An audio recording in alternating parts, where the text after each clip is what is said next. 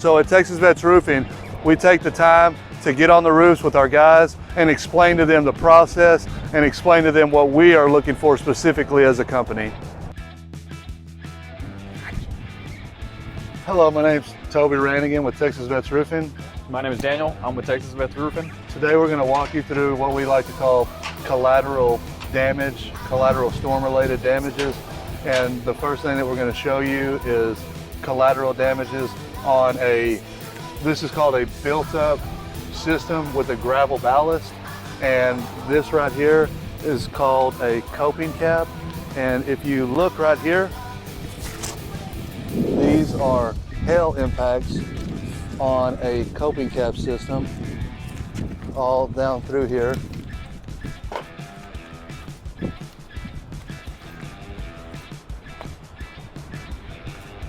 What causes that is whenever there's a catastrophic event or a hailstorm in your area.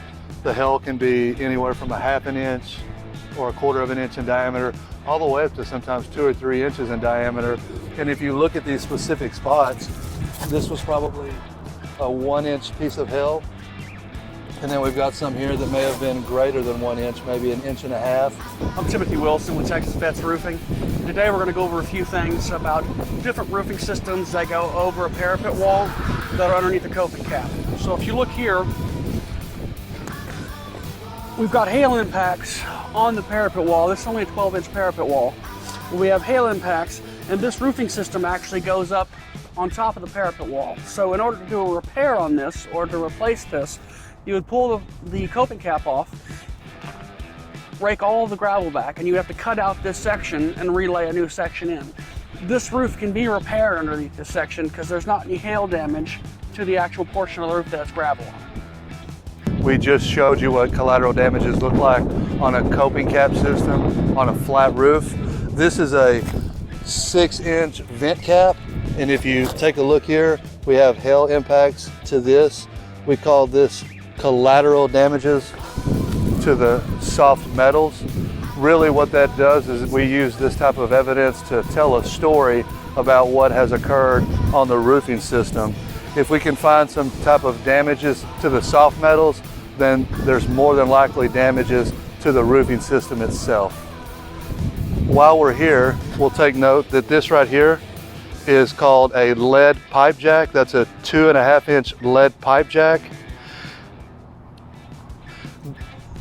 The way that lead pipe jack is installed is at the top layer, it is fiber cemented down on this type of roofing system, and then another layer goes on top of it, and then they install the ballast system on top of it. Another type of penetration that you should be familiar with on flat roofing systems, such as the ballast roofing system, is exhaust ventilation. This is primarily over a kitchen, and what it does is it gets the grease and the heat air out of the kitchen, and you can see here that it's been impacted with storm damage. So we're going to supplement the insurance company to have this particular penetration replaced due to storm-related damages on it. Hey guys, right here at Texas Vets Roofing. We're out here and we're just kind of doing some collateral damage videos. And one thing that you look for whenever you're doing an inspection is you always look at the gutters if your houses have them. And as you can tell, you have some hits right here. And so these are things that you want to look for when you're doing an inspection, because whenever your adjuster comes out, sometimes they miss it, and those are things that you would like to kind of make sure you're taking care of your customer and getting everything that is damaged paid for. Another form of collateral damage that you can find on the ground that'll kind of tell you a story of what you can expect when you get on the roof after you've inspected the gutters is vinyl window beading. As you can see, this stuff has been impacted by storm-related damages, and this is vinyl window beading.